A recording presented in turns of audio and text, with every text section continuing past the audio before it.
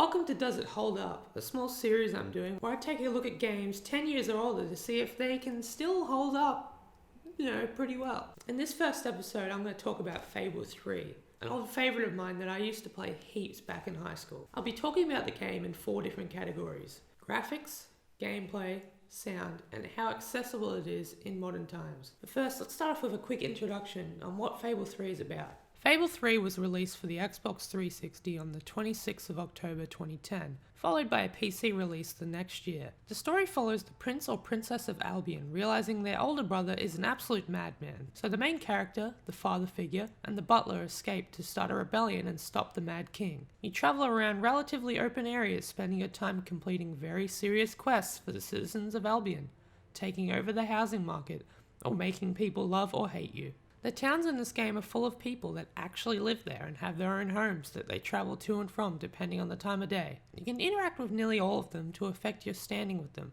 using very normal interactions. Find a gift here? It ain't worth giving.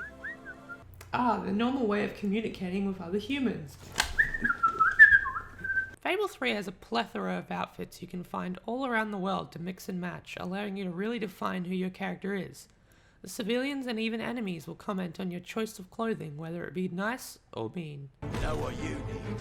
A really close shave. Your beard looks a bit scruffy. Yeah, they're probably right. But it's not only customization where you're given plenty of choice. There are many events in the game where you're to make moral decisions that affect whether your character is a good or bad person. These can be serious choices or not so serious. But these choices will alter how the world views the prince or princess in their adventure. Now let's start off with graphics, mainly because I think they're personally not the most important part, but they're certainly what impacts our first impressions. The game doesn't look bad, but it doesn't look great either. It's certainly in the passable range. Some open areas actually have decent views, albeit they lack any advanced post-processing effects that you'd see in a modern video game. And more cramped areas like dungeons and such have enough detailing to keep them from looking plain and boring. Character models sometimes look decent actually, and the menus, well, there aren't really any menus at all. Hitting pause takes you to a private sanctuary where your butler hangs out so he can watch over every move you make and talk to you through your mind. What an excellent memes are. Yeah, I know, right? You can also use this place to customize your character and such, so there really isn't much of a UI to look at in this game at all. The only issue I really have with the game's graphics is that it has this horrid motion blur whenever you move the camera at all. Pretty sure Fable 2 had it as well, and so help me if the new one has it, I'm gonna lose it. Now on to gameplay, which is completely flawless and has no problems at all. Much of the gameplay actually holds up pretty well, besides a few scrapes and bumps here and there.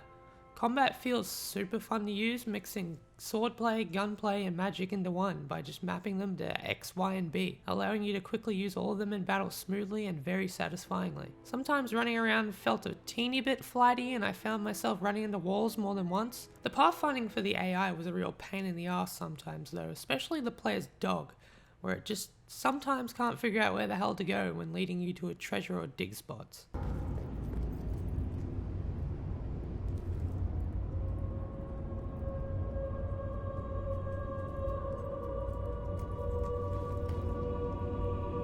And while the idea of making moral choices in games is pretty much something every game attempts to do these days, Fable 3 actually incorporates it pretty damn well, having the world reflect and remind you how you play through comments by passers-by, the look of your weapons, and even affecting how your character and dog looks over time. Now let's talk about sound in the game, one of my favourite sections, and for good reason.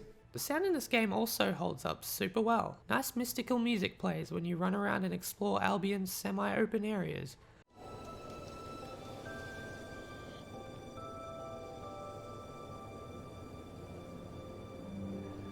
And while the battle music doesn't really stand out anyway, it's not half bad when you can hear the damn thing over the magic. What really makes the Fable series stand out is the dialogue. Oh my god, is it good. Jimmy, show Stilts here that thing you do, the thing. What thing? There are so many times where I find myself stopping just to listen to characters talk about the dumbest things, like these 2 bandits I was meant to kill. You're saying our sole motivation, payment in this case, exists outside of us, which is necessarily incompatible with personal freedom.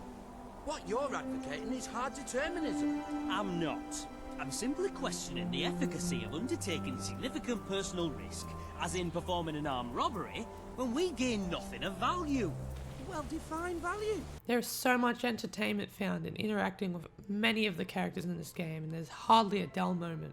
Now onto accessibility, where we'll quickly realise that, wow, it's not much of an accessible game. Fable 3 was only released on the Xbox 360 and Windows PC. You'd think it being on PC would make it pretty darn accessible, but the damn thing used that Games for Windows Live crap that was shut down 6 years ago. So getting the game to run with that is a pain in the butt, requiring you to tinker with the game files. Thankfully though, Fable 3 has backwards compatibility on the Xbox One, so if you have one of those, you can actually play the game on a current gen console. Basically, if you don't own an Xbox 360 or Xbox One, you're screwed. So do I think Fable 3 holds up, and do I recommend playing it? Yeah. Fable 3 may have some ups and downs, but in my opinion, the ups far outweigh the downs in this one. There are so many memorable moments that keep me wanting to play more and more, and if you have access to a 360 or Xbox One, I would highly recommend you give it a go to experience this wonderful series yourself. Thank you so much for sticking around to the end. If you'd like to see more of these types of videos, let me know. Maybe even recommend a game for me to look at. I've got a couple more of these planned which I'm pretty excited for, so if you'd like to catch those when I release them, feel free to subscribe. In the morning when I wake up and I stumble out of bed, I put my pointy hat on my little pointy head. and it doesn't much matter if the sky is rain or shine, Because the gnome is a happy fellow almost all the time. They said a gnome is a happy fellow almost all the time. We said the gnome is a happy fellow